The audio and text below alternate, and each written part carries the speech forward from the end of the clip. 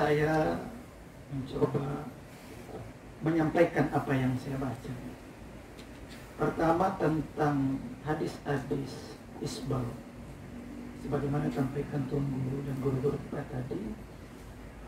Kalau kita ada bermazhab zohiri, ada tekstual, ada kontekstual. Saya masuk di sini tentang tekstual. Kalau kita tengok tekstual, maka izar itu bukan celana cingkrang.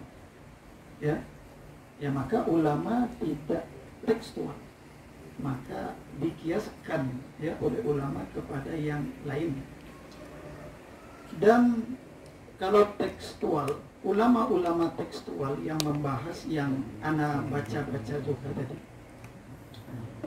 kenapa mereka mengharamkan?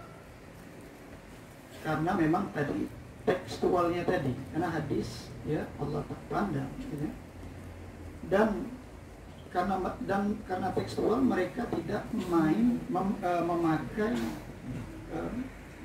itunya mutlak alal muqayyad. Maka hadis-hadis tentang isbal secara garis besar mereka bagi tiga. Ada di antaranya kalau dia itunya fawqa ka'ben, maka itu boleh, jaiz.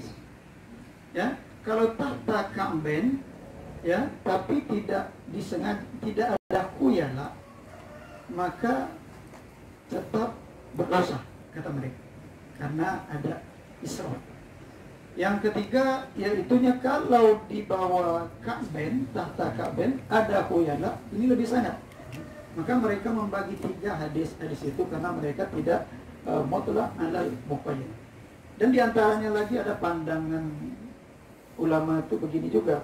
Kita mainkan tekstual, tidak pakai mutlak terhadap muqayyad. Maka hadis Abu Bakar liddarurah, kata mereka, liddarurah, ketika darurat. Itu sekilas tentang tekstual.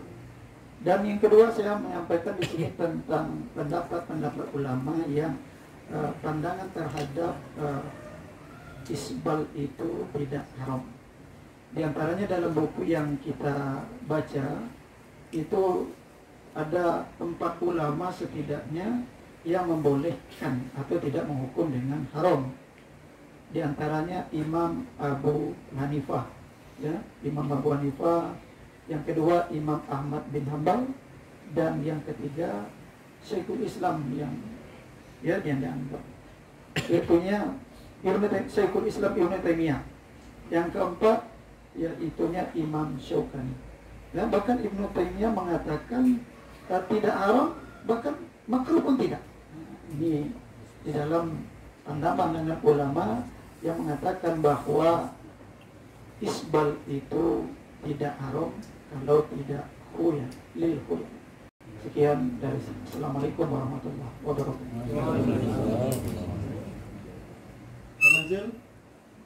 Soal saya, disuruh Pak.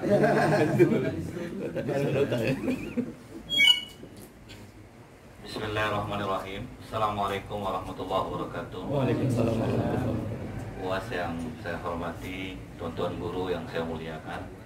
Sebetulnya saya bicara pada saat ini, yang pertama di video sebelumnya tidak ada wajah saya.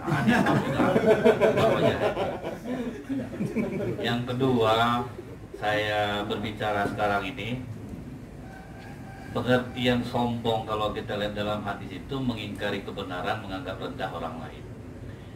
Kalau kita pakai sepatu merek John Lobb, harganya 12.800.000. Kalau kita tidak sombong, biasa aja sebetulnya.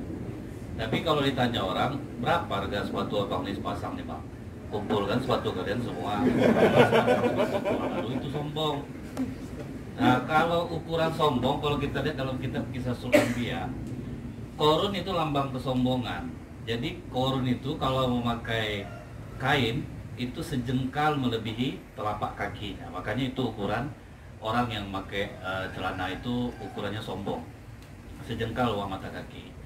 Tapi kalau misalnya masih di bawah mata kaki, tidak melewati tapak kaki, sesuai kebiasaan kita itu menjadi hal yang lumrah sebenarnya. tidak ada jadi masalah. Kalau saya kenapa pakai celana cingkrang lebih ke fashion sebetulnya. Jadi kalau baju kita slim fit, celana kita slim fit di atas mata kaki keren. Nah, ini lebih kerennya seperti itu. Pakai sepatu olahraga. Saya tidak menyebutkan mereknya. Nanti pengen pula beli nanti apa ya pula jadinya. Lucu pula pakai kain sarung, pakai sepatu sport. Nah gitu juga kalau misalnya seperti Tuan Guru Was, bajunya itu istilahnya regular fit. Nah, jadi kalau regular fit, celananya tidak boleh slim fit. Jadi kita lebih ke ini aja sebetulnya. Kenapa kita berpakaian yang menyesuaikan? Allah suka indah. Betul. Allah itu maha indah dan menyukai keindahan. Yang penting kalau masalah perbedaan ini, Imam Malik dan Imam Syafi'i pun guru sama murid aja juga berbeda. Ini salah satu contoh nih.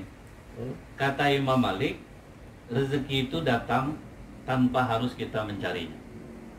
Wa yarzuqhu min haitsu la yahtasib, dari arah yang tidak terduga-duga. Kata Imam Syafi'i, mesti kerja dulu kita dulu, baru kita dapat uang. Imam Syafi'i membuktikannya dengan cara menolong orang mengangkat kurma, kemudian dapat upah kurma dia. Nah ini dalil aku bahwa kalau kita kerja baru kita dapat upah. Dia datang ke Imam Malik, ini guru buktinya, saya kerja dulu baru dapat upah. Makanlah guru. Datang gurunya bilang, aku pun gitu juga, duduk aja pun dapat kurma, aku tanpa harus berusaha. Jadi sebetulnya kalau dicari ini benar, nah itu yang hebatnya perkumpulan kita ini. Kita mengkaji dari banyak pendapat. Kalau mereka lebih cenderung untuk mengarahkan, mendoktrin tepatnya hanya ke satu saja. Kalau sesuai dengan pendapat mereka, Imam Ibnul Qayyim Al-Jauzi dipakai. Tapi kalau tidak, mereka tidak pakai. Makanya kita tidak pernah mendengar orang Salafi membahas kitab ruh kayak Ibnul Qayyim Al-Jauzi, kan itu bertentangan dengan mereka. Nah mungkin itulah pembicaraan yang tidak seberapa penting ini sebetulnya. Yang penting sudah ada gambar saya. Baik, mungkin itu saja. Assalamualaikum warahmatullahi wabarakatuh. Baik.